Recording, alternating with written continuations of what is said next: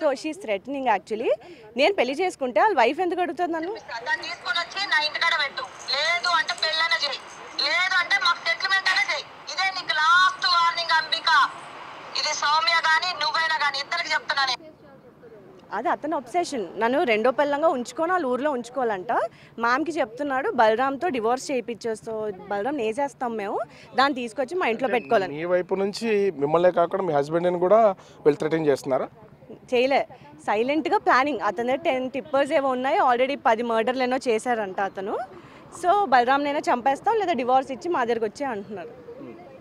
వాళ్ళ వైఫ్ కూడా okay, she's okay with it. అంటే తను చెప్పింది వింటుందా వాళ్ళ వైఫ్ కూడా మిమ్మల్ని? అంటే మిమ్మల్ని సెకండ్ వైఫ్గా మీరు వెళ్ళడం ఆమె కూడా ఇష్టమనేదా? అదే చెప్తున్నారు మ్యామ్కి. మేము కేసు పెట్టాక షీఈస్ థ్రెటనింగ్ అస్, మర్యాదగా సౌమ్య నుంచి పెళ్లి చేస్తావో లేదని, లేదంటే కేసులైనా వెనక్కి తీసుకోండి. That's what they want. అసలు ఎందుకు మీ మీద ప్రతిసారి ఒక వివాదం వస్తుంది? గతంలో విశాఖలోనే గోల్డ్కి సంబంధించి దాదాపుగా 70 తులాలు మీరే కాజేశారని మీ స్నేహితురాలని చెప్పేసి మీ మీద ఒక ఆరోపణ చేస్తుంది కదా, ఎందుకు మీ మీదే తరచు ఇట్లా? నా టైం బ్యాడో ఏమో తెలీదు. యాక్టింగ్కి ఫేమస్ అవ్వాలి, కాంట్రవర్సీస్ అవుతున్నాయి. అది ఆల్రెడీ నేను ఫైట్ చేస్తున్నాను legally, it's in court. I can't talk much about it.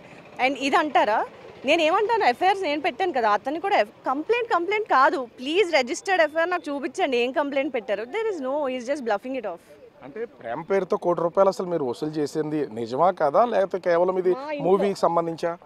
మూవీకి సంబంధించి అతను అడ్వాన్స్ ఇచ్చారు, అవి రిటర్న్ ఇచ్చాం. That's all. 1.5 crores. నిజంగా చెప్తున్నాను, నా దగ్గర, బలరాం దగ్గర, మా మమ్మీ, మోనిక పాపం చిన్నపిల్లలు వాళ్ళ దగ్గర అకౌంట్స్ ఎక్కడ మనీ ఉన్నా, నా పేరు మీద ఒక ప్రాపర్టీ ఉన్నా, కార్ ఉంది అండ్ లోన్లో ఉంది, ఫ్లాట్ ఉంది, మా హస్బెండ్ పేరు మీద ఉంది, లోన్లో ఉంది.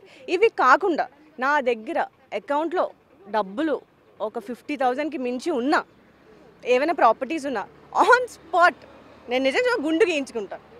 అతను ఇచ్చిన అలా నేను రిటర్న్ ఇచ్చేసాం లీగలీ, బికాజ్ హీ విల్, ఎందుకు అతనితో మనకు అని చెప్పి.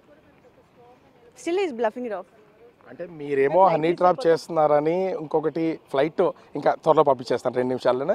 అటు ఒకటి మీరు హనీ ట్రాప్ చేస్తున్నారని, లేదా ఇన్స్టాలో ఇన్ఫ్లుయెన్స్ చేసి వాళ్ళు మీ వల్ల దించుకుంటారు, ఇట్లాంటివన్నీ జరుగుతున్నప్పుడు ఎందుకు ఈ ప్రచారం జరుగుతుంది మీ మీద?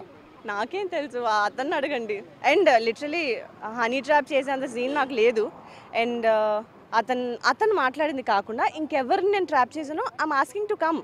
ఇప్పుడు ఇంత అవుతుంది కదా, నిజంగా నాకు ఒక సంథింగ్ విఘ్నేష్ అని ఎవరో హీరో అంటే, నేను అసలు నా లైఫ్లో విఘ్నేష్ అని హీరోతో యాక్టే చేయలేదు.